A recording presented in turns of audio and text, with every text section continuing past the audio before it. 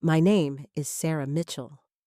For 4 decades, I'd been a dutiful wife, a supportive mother, and a doting grandmother in our quiet suburban neighborhood outside Portland.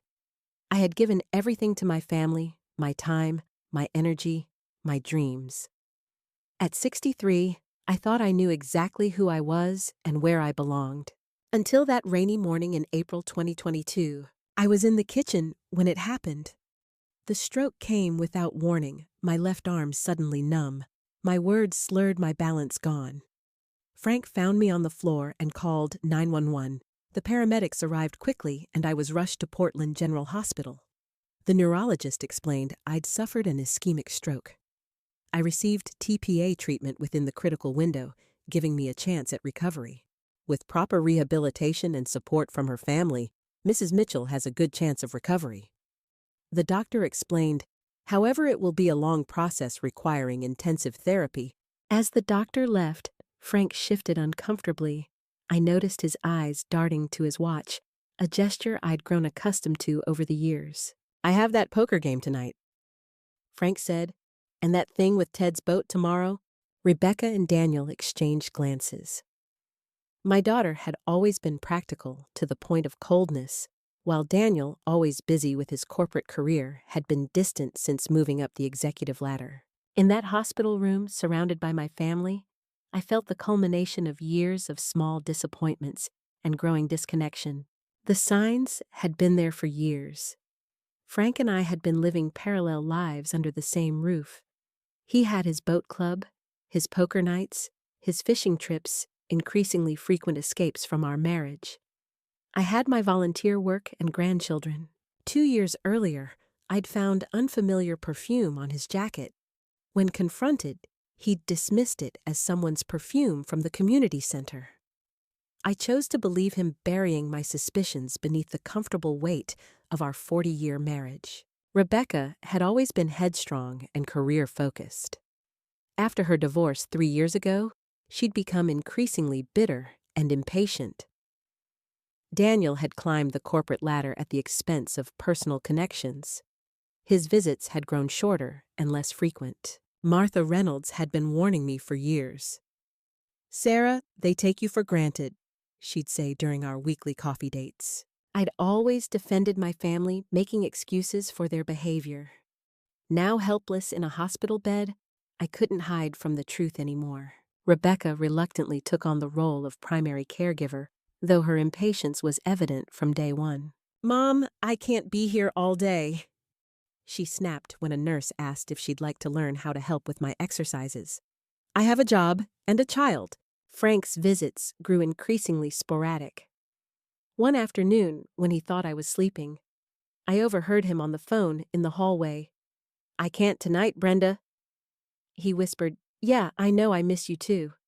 The confirmation of my suspicions should have devastated me, but I felt only a dull ache of recognition. Daniel came by briefly on Sundays, always in a suit despite the day of the week. "How's the recovery going, Mom?" He'd ask, his attention divided between me and his phone. One Monday evening, Dr. Wong, my neurologist, found me crying after my family had left. "Mrs. Mitchell," she said gently, "stroke recovery is as much psychological as it is physical. A supportive environment is crucial." "I'm trying to be grateful," I whispered. "They're busy people." Dr. Wong looked at me thoughtfully. "Your recovery should be their priority right now. Have you considered the possibility that you might need a different support system?" Her words stayed with me, planting a seed that would eventually grow into determination. When Rebecca informed the hospital she was discharging me against medical advice, I wasn't entirely surprised.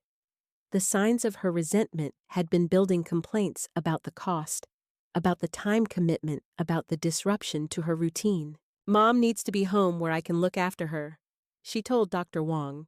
"The insurance isn't going to cover this indefinitely." Dr. Wong glanced at me. "Mrs. Mitchell has excellent coverage for stroke rehabilitation, and she's making good progress here." "I want to stay." I managed to say each word a struggle, but clear enough to be understood. Rebecca acted as though I hadn't spoken. "I've made up my mind. I have her medical power of attorney." That night, when the hospital quieted down, I called Martha. Dr. Wong had explained that pressure and anxiety could exacerbate post-stroke communication difficulties. With Martha, my trusted friend of 4 decades, I didn't feel judged or rushed. Martha, I said slowly but more coherently, they want to take me home. Sarah, this is ridiculous, Martha said as I explained the situation bit by bit. You need professional rehabilitation. I know, I whispered, my voice steadier with my trusted friend. But Rebecca has the legal authority. For now, Martha said, let's see how things go at home. I'll visit every day. True to her word, Martha came daily. She witnessed firsthand the neglect meals served hours late, medication schedules, ignored therapy, exercises forgotten. One afternoon, Martha arrived to find me alone in the house. I'd been there for hours, unable to reach the bathroom. She helped clean me up, her face tight with anger. This is neglect, Sarah, she said bluntly. It's time to make a decision. Are you going to accept this or are you going to fight? The shame of my situation burned through me, finally igniting something stronger than fear. I want to fight, I said, the clearest sentence I'd managed in weeks. That evening, as Rebecca half-heartedly helped me with dinner, I studied my daughter. Rebecca, I said carefully, this isn't working. She sighed. What isn't working, Mom? I'm doing the best I can. No, I countered, you're not, and neither am I. You have no idea what my life is like, she snapped. I didn't ask for any of this. Neither did I replied. That night, I used my emergency cell phone to call Martha. The next morning, while Rebecca was dropping Ethan at school, Martha arrived with her son. They helped me into Martha's car and drove me straight back to Portland General Hospital. Dr. Wong was unsurprised to see me. My physical condition had deteriorated significantly. Mrs. Mitchell, I'm going to be direct, Dr. Wong said. Your home situation is detrimental to your recovery. I'm recommending immediate readmission to our rehabilitation center. When Rebecca discovered I was back in the hospital, the confrontation was explosive. How dare you go behind my back? She shouted. After everything I've done for you. What exactly have you done, Rebecca? Martha asked calmly. Left her alone for hours, ignored her medication schedule. Rebecca's face flushed. You have no right to judge me. I know what Sarah's life has been like.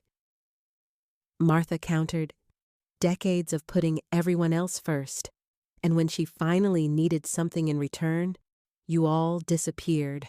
Rebecca, I said, my speech clearer than it had been in weeks. I'm still here, and I'm fighting to stay here. If you can't help me fight, then at least don't stand in my way. She left without another word. The next 6 months were the most challenging of my life. I threw myself into rehabilitation with singular focus. Every day brought hours of therapy, physical, occupational speech.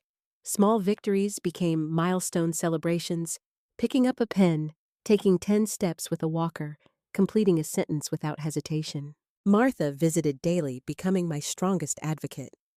She attended medical consultations, took detailed notes, and researched additional therapies that might benefit me. Frank came once 3 months into my rehabilitation.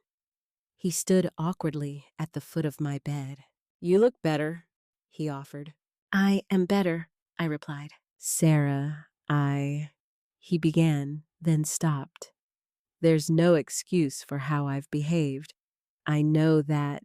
No, there isn't, I agreed. I've been seeing someone, Brenda, from the boat club. It's been going on for a while. How long is a while, Frank? 3 years, he admitted. Why stay married to me then? I asked. Frank shrugged. Habit, comfort. It seemed easier than starting over. I want a divorce, I said calmly. The words felt right as soon as they left my mouth. Frank nodded. I figured you might. I'll make it as easy as possible. After he left, I didn't cry. Instead, I felt a curious sense of liberation. Daniel's visits became more regular as my speech improved. During one visit in late October, 6 months after my stroke, he surprised me by bringing a photo album.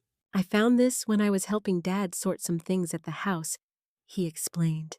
It was filled with pictures from his childhood soccer games, school plays, family vacations. You never missed anything, Daniel said quietly.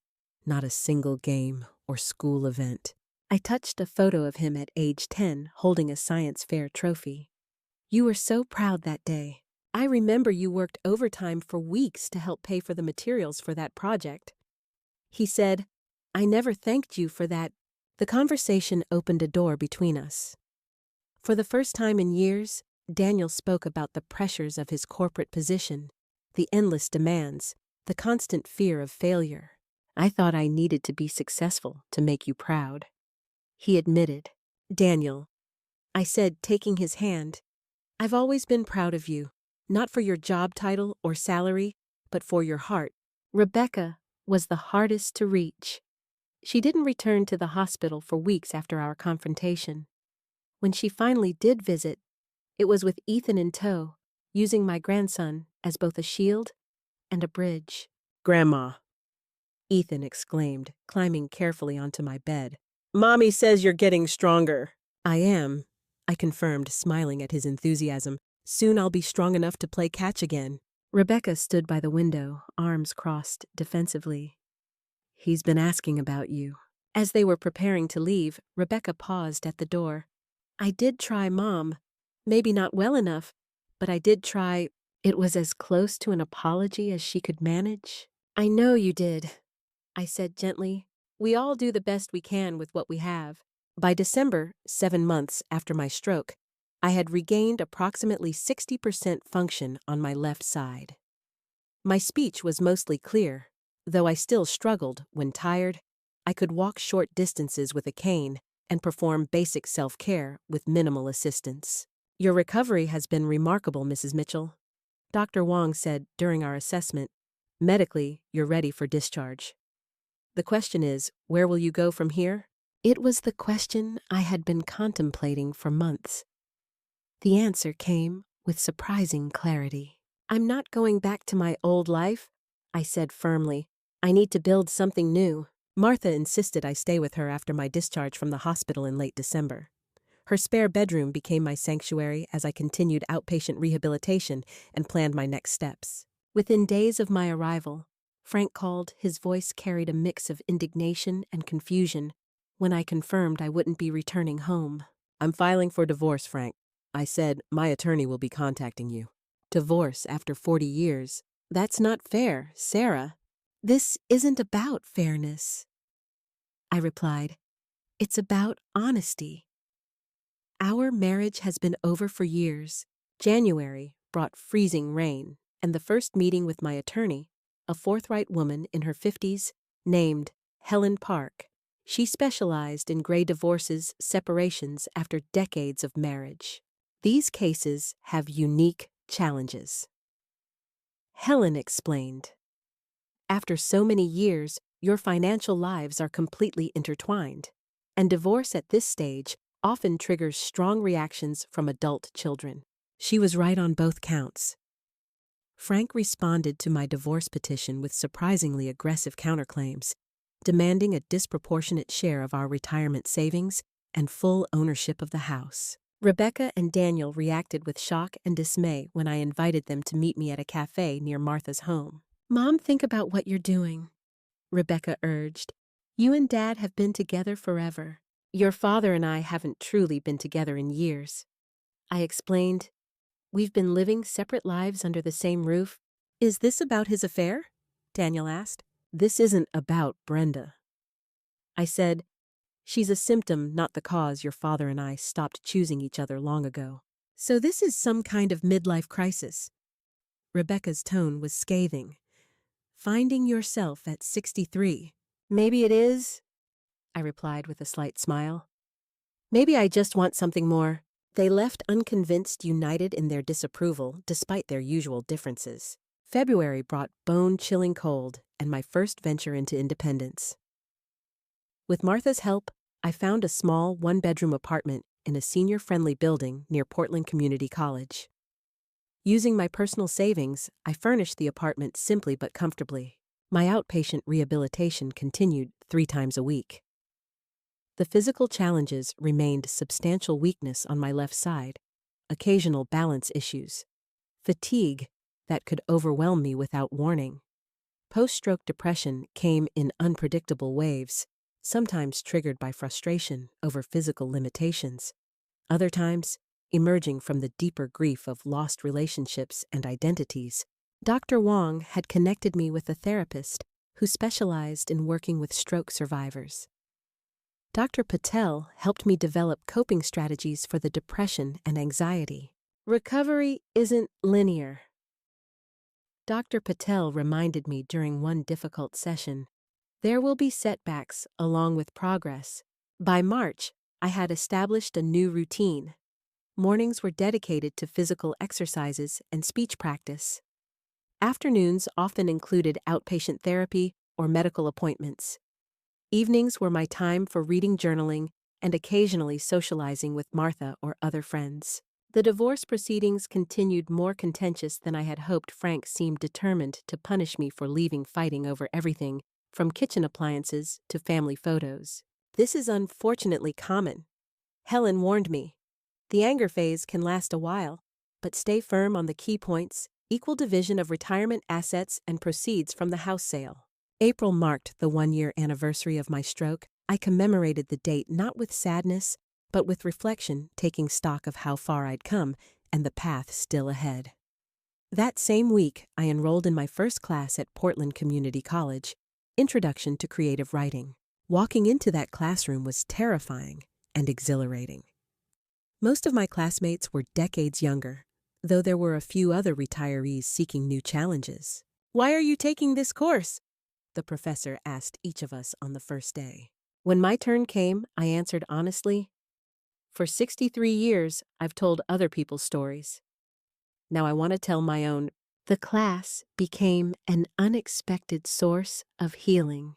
Writing about my experiences, the stroke, the betrayal, the recovery allowed me to process them in new ways. By summer, I had developed a small but meaningful social circle beyond my family. Martha remained my closest friend, a steady presence through every challenge. "I always knew you were strong," she told me one evening as we shared dinner on my small balcony. "But I never realized just how resilient you are." In August, after 16 months of legal wrangling, Frank and I finally reached a divorce settlement through court-ordered mediation. The divorce was finalized in October. Frank wasted no time making his relationship with Brenda official. They moved in together within weeks of our divorce being finalized. Rebecca visited my apartment for the first time in late autumn, bringing Ethan along. My grandson raced around the small space with delight, fascinated by the different environment. "You have so many books, Grandma," he exclaimed. Rebecca watched me interact with her son, her expression thoughtful. "He's missed you."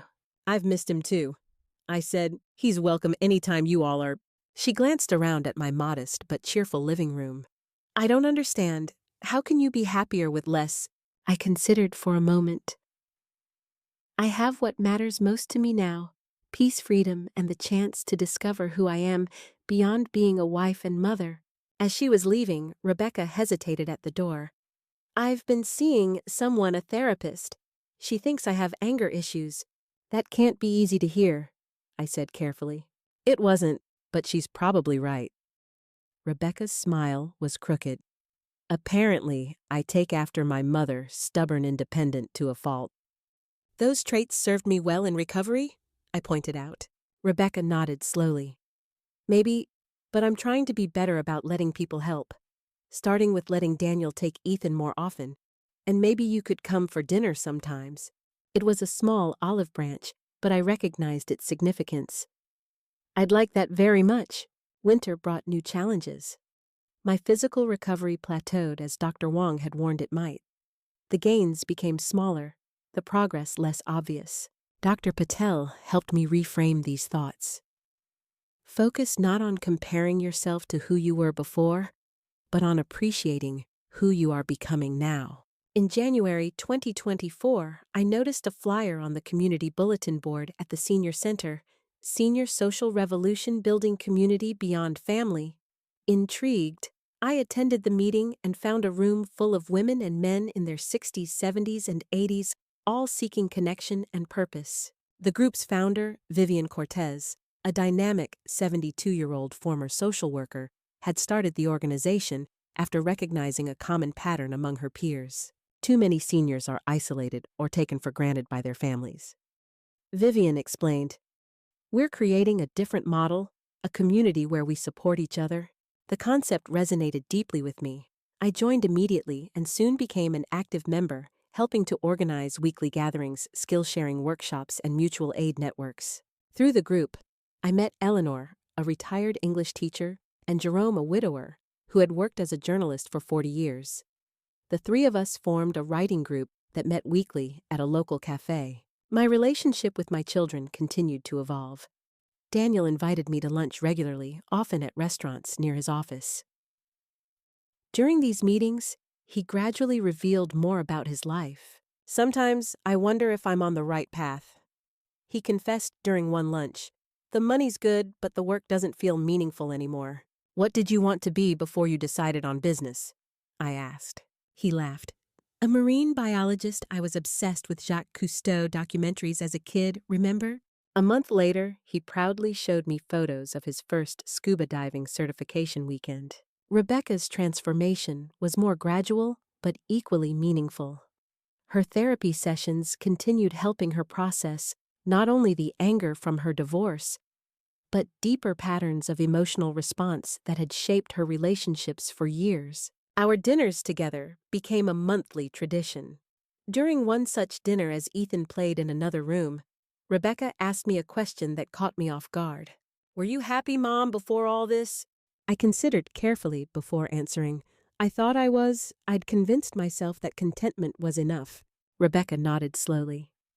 "I think I've been doing the same thing, going through the motions. It's easy to lose yourself in responsibilities," I said quietly. In February, Vivian approached me after a particularly successful creative writing workshop I had led for our senior group. "Sarah, your story inspires people," she said earnestly. "Would you consider sharing it more widely? We're planning a series of talks at the library about reinventing life after 60. My first presentation, Reborn, Finding Myself After the Storm, drew a larger audience than anyone had expected. I spoke honestly about my stroke, my family's reaction, and my decision to rebuild my life independently. "What I've learned," I told the crowd, "is that change can happen at any age. Sometimes it comes from choice, sometimes from necessity. Either way, it's never too late to begin again." After the talk, a line of people waited to speak with me. Some shared similar experiences of family disappointment. Others were contemplating major life changes and seeking encouragement. One woman, trembling slightly as she approached me, confessed that she had been considering suicide before hearing my talk. "If you could start over at 64, maybe I can too." The senior social revolution grew steadily throughout 2024.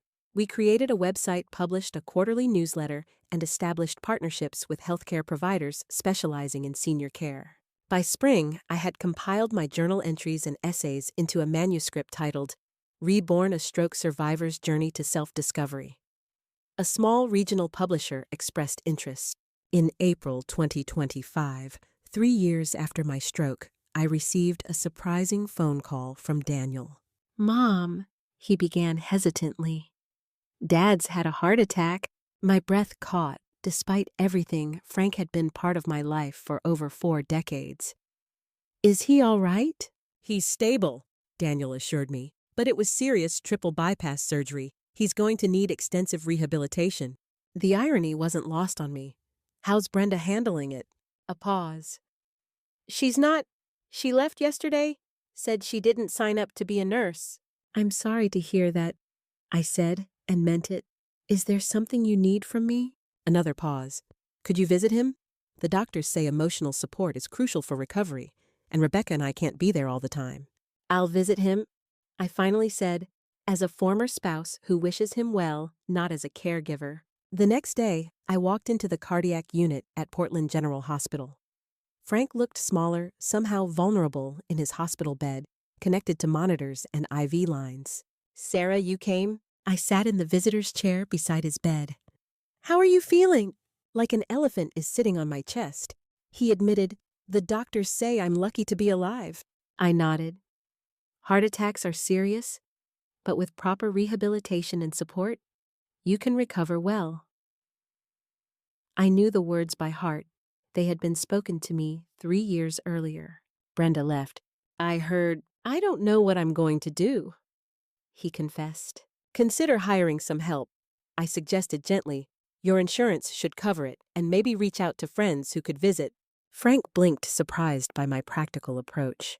"It's a lot to process," I added, "but you don't have to figure it all out today." He was quiet for a moment. "I wasn't there for you.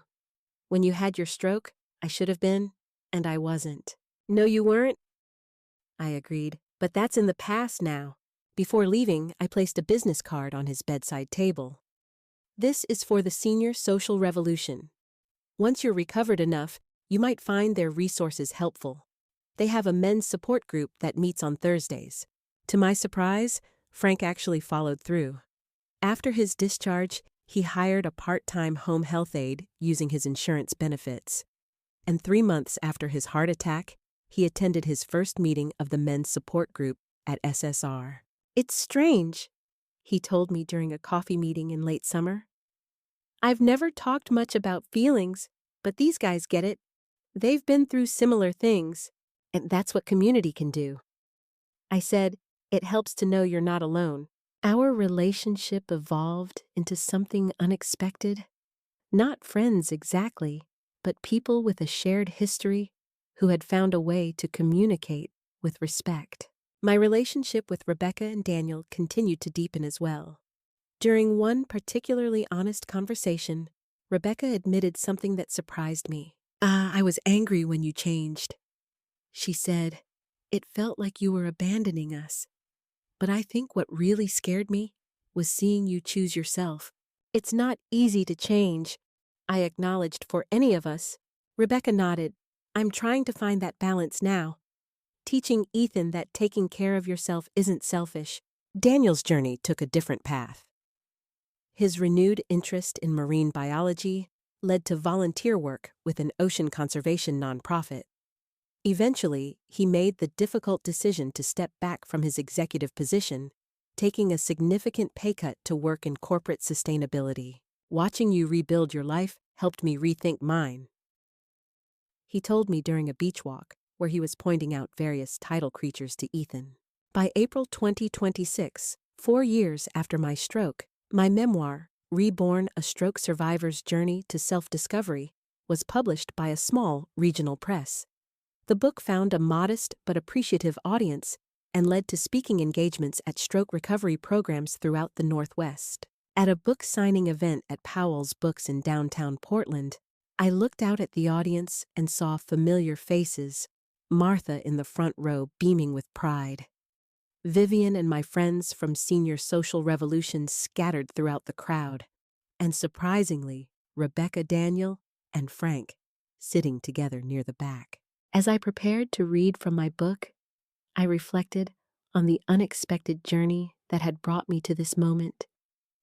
The stroke that had nearly killed me had ultimately given me a new life, one I had chosen for myself. 4 years ago, I began. I thought my life was ending. Instead, I discovered it was just beginning. Frank approached me after the reading. "I'm proud of you, Sarah." He said the words clearly difficult for him, but sincere. "You were always stronger than I gave you credit for." "We're both finding our way," I replied, "just on different paths now." Rebecca hugged me tightly.